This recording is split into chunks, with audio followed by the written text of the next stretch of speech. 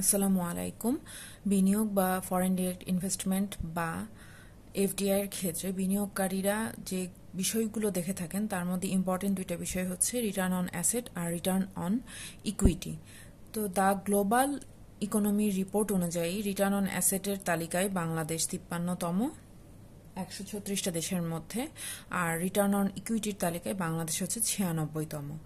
এখন return on asset সংক্ষেপ হচ্ছে ROA আর রিটার্ন অন ইকুইটি হচ্ছে ROE।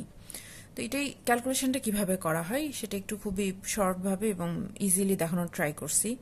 এখন আমি ধরে নিলাম একজন ব্যক্তির মোট অ্যাসেট হচ্ছে 100 টাকা, যার মধ্যে তার ঋণ আছে হচ্ছে 30 টাকা, অর্থাৎ ঋণ বা ডেপ্ট হচ্ছে 30%, আর তার ইকুইটি বা মালিকানার অংশ আছে 70 টাকা বা 70%।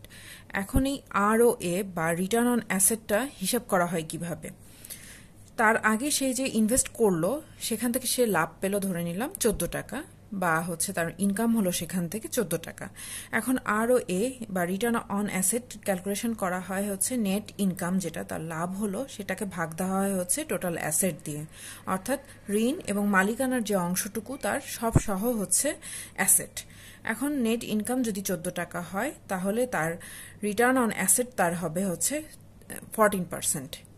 এখানে এটা দেখানো হয়েছে। আর রিটার্ন অন ইকুইটি মানে তার মালিকানা, তার যে নিজস্ব যে পরিমাণ ঋণ বাদে তার নিজস্ব যে ইনভেস্টমেন্টটা ওখানে ছিল সেটা হচ্ছে 70 টাকা ছিল, অর্থাৎ তার মালিকানার অংশের উপর তার যে লাভটা আসতেছে সেটা হচ্ছে 20%। কারণ আমরা তখন 14কে ভাগ দিচ্ছি হচ্ছে ইকুইটি দিয়ে বা 70 দিয়ে, তখন আমার দেখতে পাচ্ছি যে তার কিন্তু লাভের পরিমাণটা বেড়ে যাচ্ছে।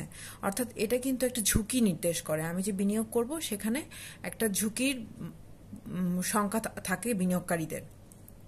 এই জন্য এখানে দেখা যাচ্ছে যে রিটার্ন অন অ্যাসেটে বাংলাদেশ কিন্তু 136তম দেশের মধ্যে 53তম, কিন্তু ইকুইটির ক্ষেত্রে কিন্তু বাংলাদেশ 96তম। এইটা একটা ব্যাপার দেখা হয়। আরেকটা হচ্ছে সোয়াট অ্যানালাইসিস বলা হয়ে থাকে। সোয়াট অ্যানালাইসিসটা হচ্ছে SWOT। এখানে এস দিয়ে স্ট্রেংথ বলতে শক্তি, উইকনেস কেমন, আমি যেখানে ইনভেস্টমেন্ট করতেছি সেখানকার স্ট্রেংথ, উইকনেস দেখবো, আমি সেখানকার অপরচুনিটিস বা সুযোগ কি কি পাবো, আর থ্রেটস কি কি থাকতে পারে অর্থাৎ হুমকি। অর্থাৎ এইখানে SWOT অ্যানালাইসিস দিয়ে আমি শক্তি, দুর্বলতা, সুযোগ এবং হুমকি এই বিষয়গুলো দেখে থাকবো। বিনিয়োগকারীরা এই বিষয়গুলো দেখে থাকেন এবং এর আলোকেই কিন্তু ইনভেস্টমেন্ট করে থাকে। এছাড়া আরো অনেক গুরুত্বপূর্ণ বিষয় থাকে এই এফডিআই বা ফরেন ডিরেক্ট ইনভেস্টমেন্টের ক্ষেত্রে।